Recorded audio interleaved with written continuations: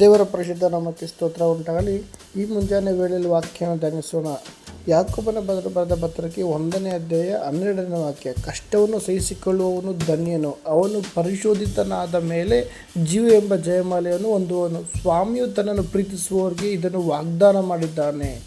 ಆಮೇನ್. ಇದನ್ನ ದೇವರು ಪ್ರತಿಯೊಬ್ಬರನ್ನು ದೇವರು ಪ್ರೀತಿ ಮಾಡ್ತಾ ಇದ್ದಾರೆ. ಈ ಮುಂಜಾನೆ ವೇಳೆಯಲ್ಲಿ ದೇವರ ಮಕ್ಕಳ ವಾಕ್ಯ ನೋಡ್ತಿರೋ ಪ್ರತಿಯೊಬ್ಬರನ್ನು ಆತನ ಪ್ರೀತಿ ಮಾಡ್ತಾ ಇದ್ದಾರೆ.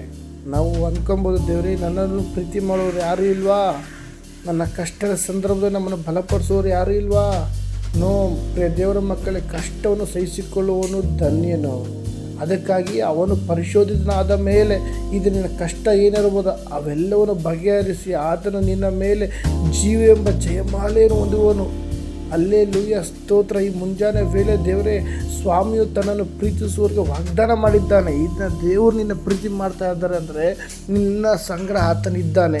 ನಿನ್ನ ಕಷ್ಟದ ಸಂದರ್ಭದಲ್ಲಿ ಆತ ನಿನ್ನ ಸಂಗಡ ಇದ್ದಾನೆ.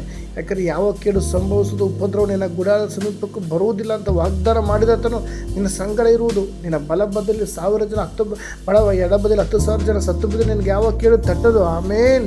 ಈ ದಿನದಲ್ಲಿ ನಿನ್ನ ಕಷ್ಟದ ಸಂದರ್ಭದಲ್ಲಿ ನಿನ್ನ ಕಂಗೆಡಬೇಡ ಪ್ರಿಯ ದೇವರ ಮಗುವೆ.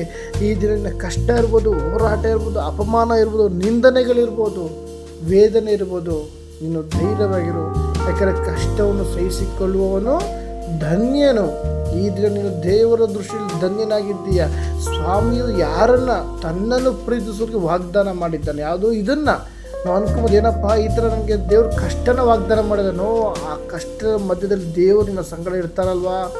ಒಂದು ನಿಮಿಷ ನಾವು ಥಿಂಕ್ ಮಾಡೋಣ. ನಿನ್ನ ಸಂದರ್ಭದಲ್ಲಿ ಕಷ್ಟ ಇರುವಂಥ ಸಂದರ್ಭದಲ್ಲಿ, ದುಃಖ ಇರುವಂಥ ಸಂದರ್ಭದಲ್ಲಿ, ವೇದನೆ ಇರುವಂಥ ಸಂದರ್ಭದಲ್ಲಿ ಒಳ ಹುಟ್ಟಿದವರು ನಿನ್ನ ಹತ್ರ ಇರೋದಿಲ್ಲ, ಬಂಧು ಮಿತ್ರರು ನಿನ್ನ ಹತ್ರ ಇರೋದಿಲ್ಲ, ಸಹೋದರ ಸಹೋದರರು ನಿನ್ನ ಹತ್ರ ಇರೋದಿಲ್ಲ. ಆದರೆ ನನ್ನ ತಂದೆಯ ದೇವರು ನಿನ್ನ ಸಂಗಡ ಸದಾಕಾಲ ಇರುವಾತನಾಗಿದ್ದಾನೆ. ಒಂದು ಪಕ್ಷ ಈ ಲೋಕದಲ್ಲಿ ತಂದೆ ತಾಯಿ ಬಂಧು ಬಳಗ ಯಾರೇ ಆಗಲಿ, ನಿಮ್ಮ ಗಂಡ ಇರ್ಬೋದು, ಹೆಂಡತಿ ಇರ್ಬೋದು, ನಿಮ್ಮನ್ನು ನೋಯಿಸ್ಬೋದು, ನಿಮ್ಮ ಕಷ್ಟದ ಸಂದರ್ಭದಲ್ಲಿ ನಿಮ್ಮನ್ನು ಸಂತೈಸ್ತಾ ಇರ್ಬೋದು. ನಿನ್ನನ್ನು ಸಂತೈಸುವ ದೇವರು ನಿನ್ನ ಸಂಗಡ ಇದ್ದಾನೆ. ದೇವರ ಮಕ್ಕಳೇ, ನೀನು ದುಃಖ ಹಾಕಿರುವಂಥ ಸಂದರ್ಭದಲ್ಲಿ, ಕಣ್ಣೀರು ಹಾಕುವಂಥ ಸಂದರ್ಭದಲ್ಲಿ, ನೀನು ಗೋಳಾಡುವಂಥ ಸಂದರ್ಭದಲ್ಲಿ ನಿನ್ನ ಸಂಗಡ ಇದ್ದು ಬಲಪಡಿಸುವ ದೇವರು ನಿನ್ನ ಸಂಗಡ ಇದ್ದಾನೆ. ಅದಕ್ಕಾಗಿ ದೇವರು ನಿನ್ನ ಬಹಳವಾಗಿ ಪ್ರೀತಿ ಮಾಡ್ತಾ ಇದ್ದಾನೆ. ಸ್ವಾಮಿಯು ತನ್ನನ್ನು ಪ್ರೀತಿಸುವವರಿಗೆ ಇದನ್ನು ವಾಗ್ದಾನ ಮಾಡಿದ್ದಾನೆ. ಇದನ್ನು ನೀನು ಧನ್ಯನು. ನಾವು ಇದನ್ನು ಧನ್ಯರಾಗಿದ್ದೇವೆ. ಕಷ್ಟ ಅಂತ ಗೋಳಾಡೋದು ಬೇಕಿಲ್ಲ, ದುಃಖ ಅಂತ ಅಳೋದು ಬೇಕಿಲ್ಲ. ನಾವು ಈ ದಿನ ಒಬ್ಬರ ಮುಂದೆ ಗೋಳಾಡಿಕೊಂಡು ಅಯ್ಯೋ ನನ್ನ ಜೀವಿತ ಹಿಂಗೆ ಆಗೋಯ್ತು ನೋ, ನೀವು ಒಂದೇ ತೀರ್ಮಾನ, ನಾನು ಈ ದಿನ ದೇವರ ದೃಷ್ಟಿಯಲ್ಲಿ ಧನ್ಯನು.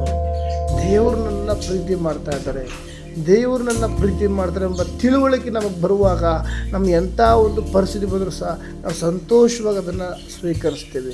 ಯಾಕಂದರೆ ಒಂದು ಕಷ್ಟ ಬರ್ತದೆ ಅಂದರೆ ಅದನ್ನು ಫೇಸ್ ಮಾಡುವಂಥ ಶಕ್ತಿ ನಿನಗಿದ್ದರೆ ಮಾತ್ರ ದೇವ್ರು ಕಷ್ಟ ಕೊಡ್ತಾರೆ, ಇಲ್ಲಾಂದ್ರೆ ಕೊಡೋದಿಲ್ಲ. ಇದ್ರೆ ನಿನಗೆ ಯಾವುದೇ ಕಷ್ಟ ಬಂದಿರ್ಬೋದು, ಯಾವುದೇ ಒಂದು ಹೋರಾಟ ಬಂದಿರ್ಬೋದು, ಯಾವುದೇ ಕಳವಳ ಬಂದಿರ್ಬೋದು, ಅದನ್ನು ಫೇಸ್ ಮಾಡುವಂಥ ಶಕ್ತಿ ಆಲ್ರೆಡಿ ನಿನಗೆ ದೇವ್ರು ಕೊಟ್ಟಿದ್ದಾರೆ. ಅದಕ್ಕಾಗಿ ನೀನು ದೇವರ ದೃಷ್ಟಿಯಲ್ಲಿ ಧನ್ಯಳು. ಮಾತ್ರವೇ ದೇವರು ನಿನ್ನ ಬಹಳವಾಗಿ ಪ್ರೀತಿ ಮಾಡ್ತಾ ಇದ್ದಾರೆ ಪ್ರಿಯ ದೇವರ ಮಕ್ಕಳೇ. ಹೌದು, ಈ ದಿನದಲ್ಲಿ ಕಷ್ಟವನ್ನು ಸಹಿಸಿಕೊಳ್ಳುವವರು ಧನ್ಯರು. ಅವರು ಪರಿಶೋಧಿತನಾದ ಮೇಲೆ ಜೀವ ಎಂಬ ಜಯಮಾಲೆಯನ್ನು ಹೊಂದುವನು. ಸ್ವಾಮಿಯು ತನ್ನನ್ನು ಪ್ರೀತಿಸುವವರಿಗೆ ಇದನ್ನು ವಾಗ್ದಾನ ಮಾಡಿದ್ದಾನೆ. ಆಮೇನ್. ಈ ಒಂದು ವಾಕ್ಯದ ಮುಖದ ದೇವರು ನಿಮ್ಮೆಲ್ಲರೂ ಆಶೀರ್ವದಿಸಲಿ. ಆಮೇನ್.